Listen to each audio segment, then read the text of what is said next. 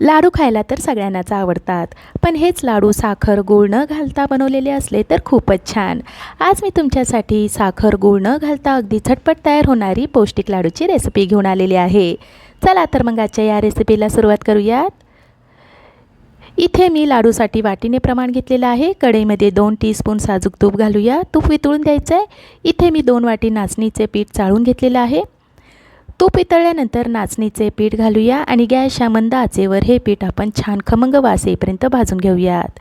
नाचणीमध्ये calcium, fibre आणि काही प्रमाणात लोह असते. पीठ भाजत आहे तोपर्यंत आपण शेंगदाणे आणि काही ड्रायफ्रूट्स बारीक वाटून घेऊयात. मिक्सरच्या भांड्यामध्ये 1 वाटी भाजलेले शेंगदाणे घेतलेले आहेत. त्याची टरफले काढून पाकळ्या करून घेतल्या आहेत. पाव वाटी काजू आणि पाव वाटी बदाम घालूया. भांड्याला झाकण लावून त्याची छान पावडर करून घेऊयात, म्हणजे लाडू आणखीनच मऊ होईल. मध्ये मध्ये नाचणीचं पीठ हलवत राहायचं आहे. तयार केलेली ही पावडर आपण एका ताटामध्ये काढूयात. मिक्सरच्या भांड्यामध्ये आता अर्धी वाटी काळे मनुके घेतलेत. मनुक्याची देठे काढून घ्यायचेत आणि त्याच वाटीने 1 वाटी खजूर घेतलेले आहेत.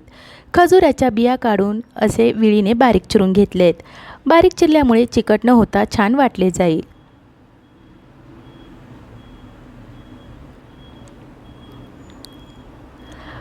भांडं छोटं पडत होतं, म्हणून मी मोठ्या भांड्यामध्ये मनुके आणि खजुराचे तुकडे घालत आहे. पात्याला चिटकू नये म्हणून थोडंसं तूप घालूया. भांड्याला झाकण लावून चालू बंद करून त्याची पेस्ट करून घेऊयात. हे बघा, मनुके आणि खजुराची छान पेस्ट बनवून झालेली आहे. तूप घातल्यामुळे मनुके आणि खजूर पात्याला अजिबात चिटकलेले नाही आहे. ही ट्रिक तुम्ही बारीक करताना नक्की वापरा. इथे आपले 10-12 मिनिटांनंतर नाचणीचं पीठ छान भाजून झालेलं आहे. पिठाचा रंगही बदललेला आहे आणि पीठ भाजलेल्याचा वासही छान सुटला आहे. आता हे पीठ आपण त्याच ताटामध्ये काढूयात. त्याच कढईमध्ये आपण आणखीन 1 चमचा तूप घालूया. तूप वितळल्यानंतर मनुके आणि खजुराचे मिश्रण घालून मंद आचेवर 2 ते 3 मिनिटं परतून घेऊयात. हे मिश्रण परतल्यामुळे लाडू आणखीनच चविष्ट होतील. खजूर आणि काळे मनुक्यामध्ये नैसर्गिक गोडवा आहेच, पण लोह, फायबर आणि अँटीऑक्सिडंट्सही आहेत. हे लाडू मध्यम गोड होणार आहेत. जर तुम्हाला आणखीन गोड हवं असेल तर खजूर आणि मनुक्याचे प्रमाण वाढवू शकता. मनुके आणि खजुराचे मिश्रण छान भाजून झालेलं आहे. परातीमध्ये काढूयात. मिक्स करून घेऊयात. 4 वेलची सोलून त्याची पावडर केलेली आहे, ती घालूयात. मिश्रण गरम असल्यामुळे आपण उलटण्याच्या साहाय्याने मिक्स करून घ्यायचं आहे.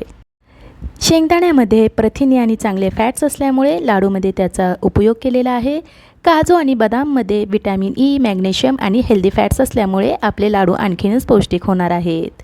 थोडक्यात सांगायचं म्हटलं तर नाचणी, खजूर आणि ड्रायफ्रूट्सपासून बनवलेले हे लाडू शरीराला ऊर्जा आणि पोषण देणारे झालेत.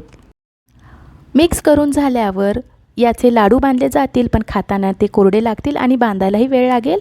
म्हणून आवश्यकतेनुसार याच्यामध्ये तूप वितळून घालून मिक्स करून घेऊयात. आता आपले हे मिश्रण छान ओलसर झालेलं आहे. याचे लाडू वळून घेऊयात. बघा, झाले आहेत का नाही आपले बिना पाकाचे असे पौष्टिक लाडू.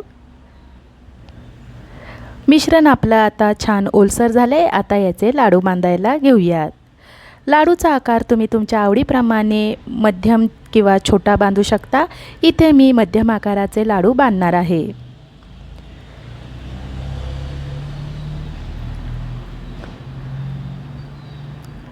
लाडू आपला बांधून झालेला आहे. तयार झालेला लाडू आपण ताटामध्ये ठेवूयात.